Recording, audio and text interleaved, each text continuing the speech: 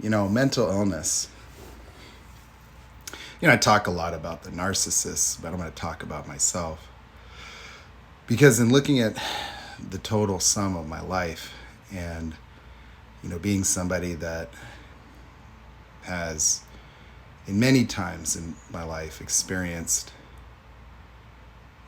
the perils and hell of total internal darkness, that there's been even periods where I could sit down for 12 hours straight, entombed, encased in my mind, just internal triggers that would automatically disrupt the formation of any ideas that would contest my own sufferings, that trying to find my way out of this box has been my lifelong pursuit. To be able to emerge and exist out here as a free being, has been something that has been a lifelong crusade. And it's from that place that I share.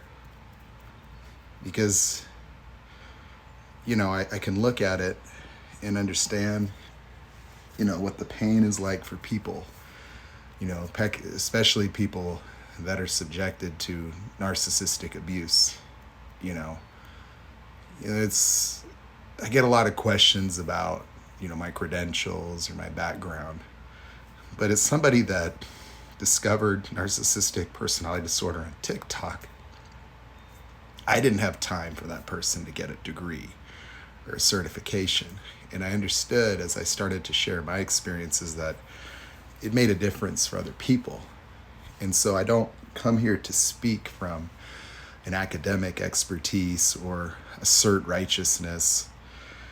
But with all the experiences that I continue to deal with, sometimes experiencing paralysis around the areas of my life that aren't working and things that can be absolutely triggering and casting me into darkness.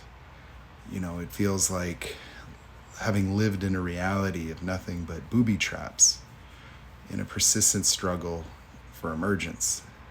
And a lot of the ways that I have come to understand people has been from my own internal existential struggle of self-discovery, that started, in my early 20s, I would say. And I compensated throughout my life by analyzing, intellectualizing a world, a dangerous world that could hurt me. And I developed to be somebody that sought understanding my environment as a way to protect me from it. And I think that's the only thing that prevented me from becoming, another narcissist in an environment that I would say was a factory.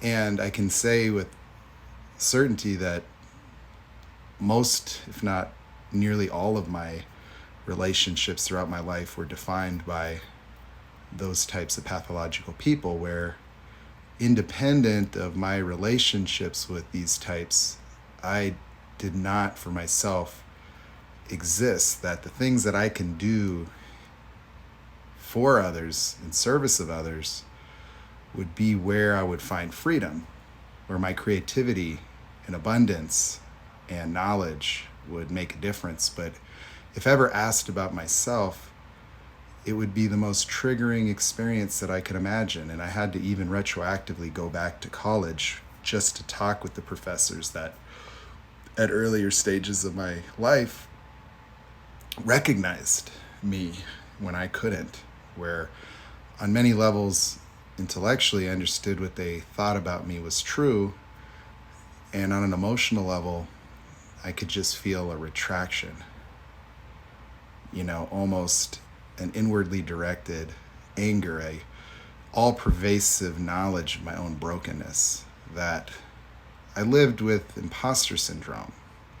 I lived with sometimes even intellectual arrogance to conceal the dark reality that I felt too afflicted for life itself, that I knew I was terminally disqualified from anything for me.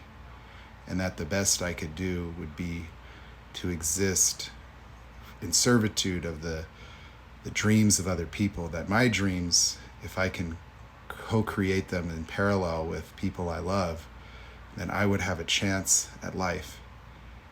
And this pursuit was something that would consistently bind me with some of the most toxic and parasitic people I could ever imagine. And it wasn't until, I would say, 2015 or so that I started to really grasp that.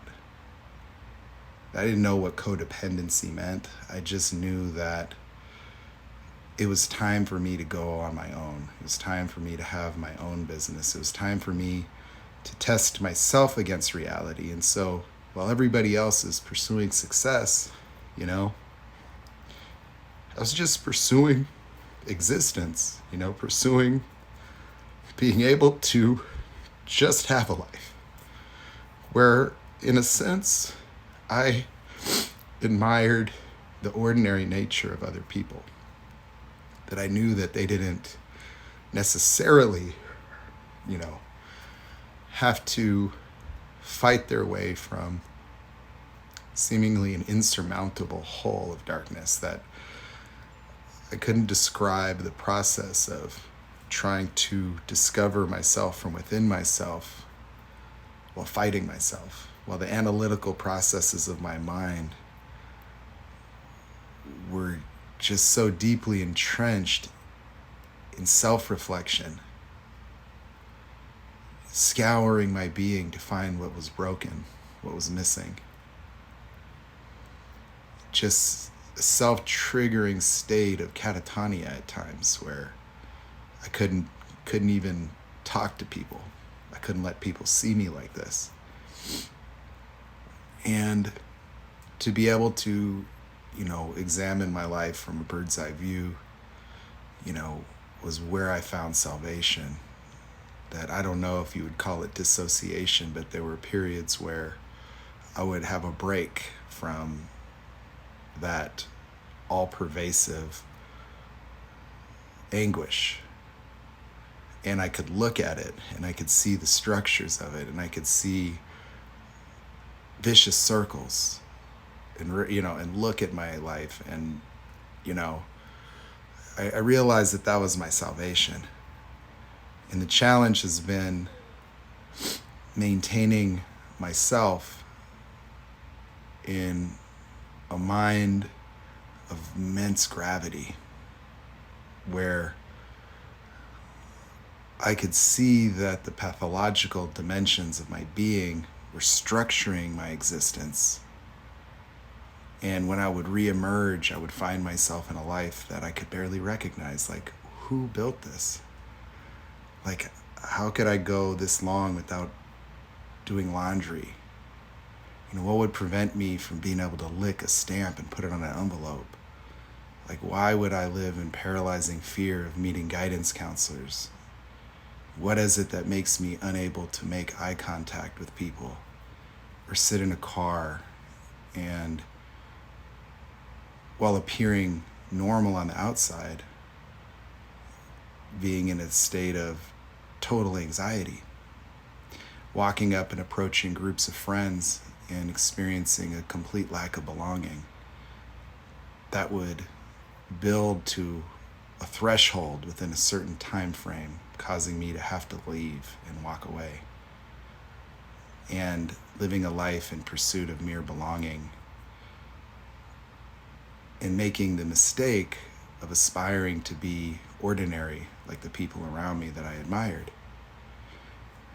And it's through all of this torture that I have gained a profound, affinity and respect for the human condition, knowing that everybody has their cross to bear.